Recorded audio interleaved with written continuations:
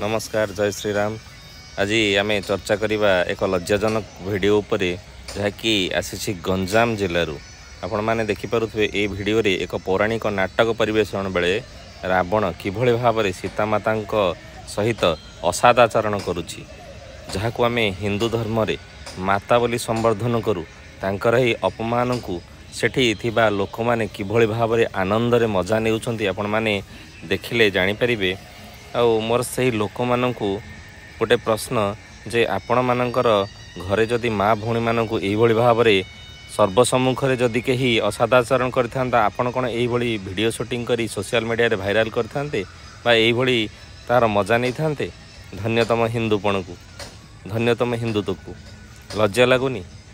मोर गंजाम प्रशासन को एतिक अनुरोध जे जो माने यही सब कार्य लिप्त से कठोर कठोर दंड दि जाऊ एवं सोशल मीडिया रे सर्वसम्मुख रे यह परिवेषण करा जाऊ जहाँफल कि यही भली अमानुषिक काम करने पर मुहूर्त भविष्य में कहीं भी भावे नहीं। रहुची जय श्री राम।